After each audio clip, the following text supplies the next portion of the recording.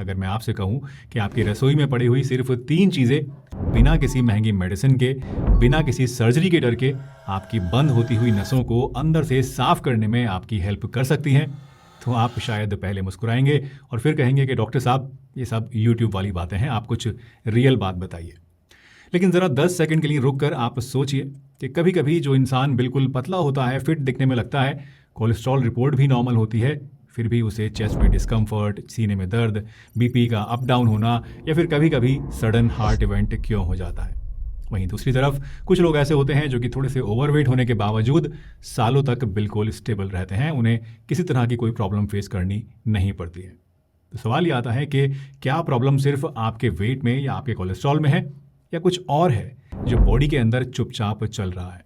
आज की इस वीडियो में मैं आपको एक बहुत ही सिंपल सा घर का नुस्खा बताऊंगा जो कि बंद हो रही आपकी नसों को क्लीन करने की बॉडी की जो नेचुरल प्रोसेस होता है उसको सपोर्ट करती है। और हाँ, वीडियो के एंड में मैं आपको एक ऐसा बोनस हैबिट भी बताऊंगा जो कि इस नुस्खे से भी ज़्यादा पावरफुल है, लेकिन लोग उसे सबसे ज़्यादा इग्नोर करते हैं। देखिए दोस्तों, हार्ट डिजीज का रिश्ता सिर्फ कोलेस्ट्रॉल से नहीं होता। कोलेस्ट्रॉल सिर्फ एक मार्कर है, असल गेम अक्सर होता है इन्फ्लेमेशन का। अब ये इन्फ्लेमेशन क्या होता है, अगर आप इस शब्द से कंफ्यूज करते हैं, समझ में नहीं आता है, तो एक छोटा सा एक्सपेरिमेंट करके देखिए। अपने फोर आर्म के ऊपर यहाँ पर जोर से एक थप्पड़ मारिए, जोर से मारिए। देखिए स्किन आपकी वहाँ पर लाल हो गई है, थोड़ी सी गर्मी सी भी वहाँ महसूस हो रही है छूने से, और अगर थोड़ा ज़्यादा जोर से आपने मारा था तो हल्की सी सूजन, थोड़ा उभरा हुआ सा भी वहाँ पे आपको लगता है। बस यही चीज़ जो है ये इन्फ्लेमेशन है। अब ज़रा इमेजिन कीजिए, जब ये लो ग्रेड इन्फ्लेमेशन सालों तक आपकी बॉडी के अंदर छुपा हुआ चलता रहता है तो इससे क्या होता है। इससे आपकी आर्टरीज की जो इनर लाइनिंग होती है वो इरिटेट होती है, वहाँ पर माइक्रो इंजरीज हो जाती है, बॉडी रिपेयर के काम के लिए वहाँ पर बहुत सारी चीज़ों को जमा करने लगती है, और धीरे धीरे वहाँ इसी की वजह से प्लैक जमना शुरू हो जाता है। और जब ये प्लैक वहाँ पर बढ़ता है तो जाहिर सी बात है ब्लड का फ्लो रेस्ट्रिक्ट हो जाएगा, कम हो जाएगा, और उसकी वजह से आपको प्रॉब्लम आ जाएगी। अब सवाल ये उठता है कि इन्फ्लेमेशन आखिर हमारे अंदर आता कहाँ से है। तो देखिए, processed food, refined sugar, trans fats, late night heavy meals खाना, उल्टी सीधी चीज़ें खाना, क्रॉनिक स्ट्रेस और पुअर स्लीप, ये सभी चीज़ें मिलकर हमारी बॉडी को अंदर ही अंदर जलाती रहती हैं, और इन्हीं से हमारे अंदर अक्सर जो है वो ये क्रॉनिक इन्फ्लेमेशन पैदा होता है।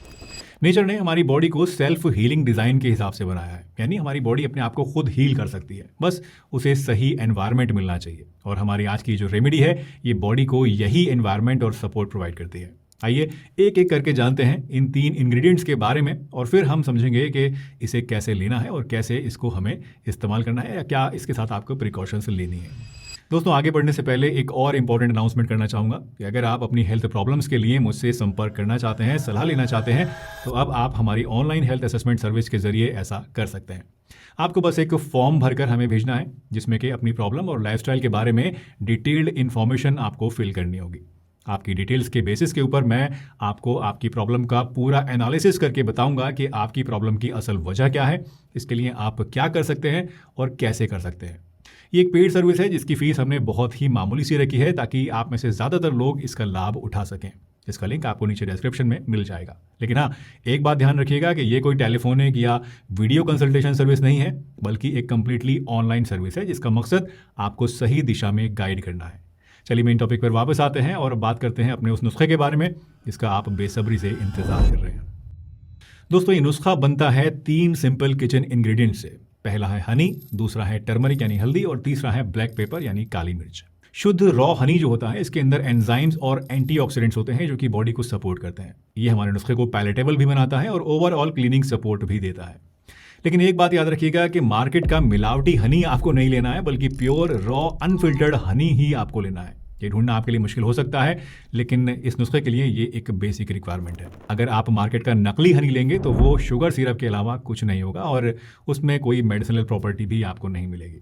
हल्दी की बात करें तो हल्दी में करक्यूमिन नाम का एक कंपाउंड होता है जो कि इन्फ्लेमेटरी पाथवेज पर काम करके आर्टरी की लाइनिंग को सपोर्ट करता है। जब इन्फ्लेमेशन कम होता है तो जाहिर सी बात है बॉडी का रिपेयर सिस्टम भी बेहतर तरीके से काम करता है। लेकिन क्योंकि हल्दी अकेले बॉडी में सिर्फ उतनी ज़्यादा इफिशिएंटली काम नहीं करती है, एब्जॉर्ब नहीं होती है, तो इसीलिए इसमें हमने काली मिर्च भी मिलाई है जो कि हल्दी के इस करक्यूमिन के एब्जॉर्प्शन को बॉडी के अंदर कई गुना बढ़ा देती है। अब जब ये 3 चीज़ें मिलती हैं दोस्तों तो एक सिनर्जिस्टिक इफेक्ट बनता है जो कि क्या करता है, आपकी बॉडी के अंदर इन्फ्लेमेशन को सपोर्ट करता है, आपकी ब्लड फ्लो को सपोर्ट करता है, बॉडी में सर्कुलेशन को इंप्रूव करता है और ओवरऑल कार्डियोवैस्कुलर वेलनेस रूटीन के ऊपर आपके काम करता है। और मैं फिर से कहना चाहूँगा कि ये कोई मैजिक नहीं है, ये सिर्फ और सिर्फ बॉडी केमिस्ट्री है जो कि धीरे धीरे अपना काम करती है। यानी रातों रात अगर आप रिजल्ट चाहते हैं, ये सोचते हैं कि मैं इसे आज लूँगा और कल मेरी नसें साफ हो जाएंगी, तो ये आपकी गलतफहमी है। अगर आपको ऐसा कुछ चाहिए तो आप इस वीडियो को छोड़ के जा सकते हैं, क्योंकि ऐसा कुछ भी एटलीस्ट मेरे पास तो अवेलेबल नहीं है। बाकी लोग बताते हो तो बताते हो, मेरे पास अवेलेबल नहीं है। इस नुस्खे को बनाने के लिए आपको चाहिए सबसे पहले तो 1 टीस्पून शुद्ध रॉ हनी। दूसरी चीज़ आपको चाहिए आधा टीस्पून टर्मरिक पाउडर, या फिर अगर कच्ची हल्दी का सीज़न है जैसे आजकल चल रहा है तो थोड़ी सी कच्ची हल्दी भी आप ले सकते हैं। इसके अलावा आपको 3 से 4 काली मिर्च के दाने लेने हैं और उनको थोड़ा सा क्रश करके उनका पाउडर बना लेना है। बहुत बारीक की ज़रूरत नहीं है, हल्का मोटा मोटा भी चलेगा। अब बस इन तीनों चीज़ों को आप एक जगह मिलाइए और मॉर्निंग में खाली पेट 1 ग्लास गुनगुने पानी के साथ खा लीजिए। इसे लेने के बाद पहले वीक में शायद आपको कुछ फील नहीं होगा, क्योंकि ये जैसा मैंने आपको बताया कोई पेन किलर या कोई मैजिक पिल तो है नहीं जो एकदम से कुछ कर देगी। ये एक रूटीन है जिसे आप जब कम से कम 2 से 3 वीक्स तक रेगुलरली लेंगे तब जाके आपको कुछ नोटिसेबल फ़र्क मिलेंगे। वो फ़र्क कौन से होंगे? तो वो फ़र्क होंगे, आपकी एनर्जी स्टेबल होगी, थकान आपको कम होगी, डाइजेशन आपका बेटर होगा, वॉक करने में हल्कापन इससे आपको महसूस होगा। और इसको जब आप रेगुलरली 3 से 4 महीने लेंगे तो उससे आपकी ओवरऑल जो कार्डियोवैस्कुलर हेल्थ है वो इंप्रूव होगी। नसों के अंदर जो प्लैक जमना शुरू हो जाता है उसको क्लियर करने में आपको हेल्प मिलेगी और आपकी जो बॉडी है वो आपको बहुत ही फ्रेश और एनर्जेटिक फील होगी। इस नुस्खे को आपको रेगुलरली 3 से 4 महीने तक लेना है और फिर आपको बीच में 1 महीने का गैप करना है और फिर इसको अगेन रिपीट करना है। यानी एक बार में आप 3 से 4 महीने तक इसको लगातार ले सकते हैं।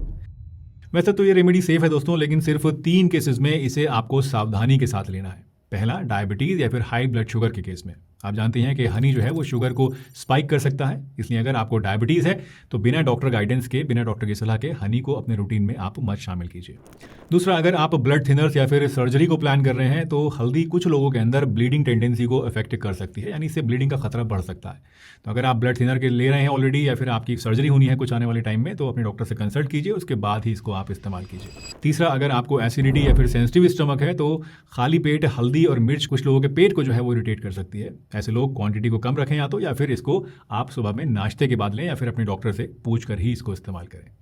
दोस्तों, अब मैं आपको बताऊंगा वो चीज़ जो कि लोग अक्सर इग्नोर कर देते हैं और फिर मुझसे कहते हैं कि यार ये रेमेडी तो काम ही नहीं कर रही है। याद रखिए, ये नुस्खा आपकी जर्नी की शुरुआत है, एंड नहीं है। अगर आप एक तरफ ये नुस्खा ले रहे हैं और दूसरी तरफ आप जंक फूड जम के खा रहे हैं, डेली स्मोकिंग खूब कर रहे हैं, लेट नाइट में हैवी डिनर्स खाते हैं, पार्टियां करते हैं, स्ट्रेस में रहते हैं, या फिर आपका मूवमेंट बिल्कुल ज़ीरो है, तो ये ऐसा ही है जैसे आप एक तरफ से तो फर्श को साफ कर रहे हैं, पोछा लगा रहे हैं, और दूसरी तरफ से आप गंदे पैर उस फर्श के ऊपर लेकर जा रहे हैं जिससे वो जगह वापस से गंदी हो जा रही है। इसलिए इस नुस्खे के साथ में आपको रोजाना 30 मिनट वॉक करनी है, हरी सब्जियां सैलड ज़्यादा खानी है, प्रोसेस्ड फूड को बंद कर देना है, स्लीप को अपनी प्रायोरिटी देनी है, स्ट्रेस के लिए प्राणायाम, मेडिटेशन या फिर स्लो ब्रीदिंग आपको करनी है।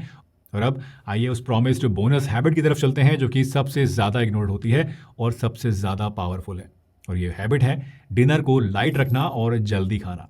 दोस्तों, लेट हैवी डिनर्स हमारे अंदर इन्फ्लेमेशन को बढ़ाता है, शुगर स्पाइक को और ज़्यादा करता है, और अगली सुबह में जब आप उठते हैं तो बॉडी आपकी सुस्त रहती है, कमज़ोर सी महसूस होती है। अगर आप अपने अंदर सिर्फ एक चेंज कर लें कि 7:30 से 8 बजे के बीच में अपना डिनर कर लें और उसको लाइट रखें, तो जाहिर सी बात है आप देखेंगे कि इससे आपके डाइजेशन, आपकी स्लीप और अगले दिन की जो आपकी एनर्जी है, तीनों पर एक साथ बहुत ही ज़बरदस्त असर होगा। और जब आपकी स्लीप और डाइजेशन सही रहेगा तो जाहिर सी बात है इन्फ्लेमेशन आपका बॉडी में ऑटोमेटिकली कम हो जाएगा और इससे आपके हार्ट डिजीज़ होने का खतरा भी कम होगा। दोस्तों, बॉडी को नेचर ने सेल्फ हीलिंग डिज़ाइन दिया है, जैसे मैंने आपको बताया, बस कंडीशन यही है कि आप उसे सही इन्वायरमेंट दें। हनी, हल्दी, काली मिर्च का जो रूटीन है ये आपकी बॉडी को एक अच्छा एनवायरनमेंट देता है, आपको सही डायरेक्शन में ले जाता है, बॉडी में इन्फ्लेमेशन कम करके आपके अंदर कार्डियक इवेंट होने के रिस्क को काफ़ी हद तक कम कर सकता है। लेकिन अगेन मैं आपसे कहना चाहूँगा कि अगर आपको कोई सीरियस कार्डियक इशू है, कोई आपको ऑलरेडी वेल डायग्नोज्ड प्रॉब्लम है जिसको डॉक्टर ने कहा है कि काफ़ी रिस्की हो सकता है, तो ऐसे में सेल्फ मेडिकेशन करने से पहले अपने डॉक्टर से कंसल्ट भी ज़रूर कीजिएगा, क्योंकि जितनी भी चीज़ें मैं आपको बताता हूँ वो एक सपोर्टिव थेरेपी होती हैं, वो एक प्रॉपर इलाज नहीं है, क्योंकि प्रॉपर इलाज सिर्फ और सिर्फ पर्सनलाइज्ड ट्रीटमेंट से ही हो सकता है, जिसके लिए आपको डॉक्टर से पहले बात करनी होती है। दोस्तों, आप इस वीडियो को एक चैलेंज बना लीजिए, 21 दिन कंसिस्टेंसी के साथ ये सब कुछ फॉलो करके देखिए और फिर कमेंट्स में मुझे आकर बताइएगा एनर्जी, आपके चलने फिरने में, डाइजेशन में, आपकी स्लीप में कितना चेंज इससे आपको फील हुआ। अगर आपको आज की ये बात समझ में आ गई है तो वीडियो को लाइक कर दीजिएगा, शेयर कीजिए औरों के साथ, क्योंकि हार्ट की अवेयरनेस सिर्फ एक इंसान को नहीं बल्कि पूरी फैमिली को बचा सकती है। मिलते हैं एक नई वीडियो में, तब तक के लिए अपना ध्यान रखिए, हंसते रहिए, मुस्कुराते रहिए, रोज़ कुछ ना कुछ नया सीखते रहिए ताकि आप रह सकें हेल्दी हमेशा।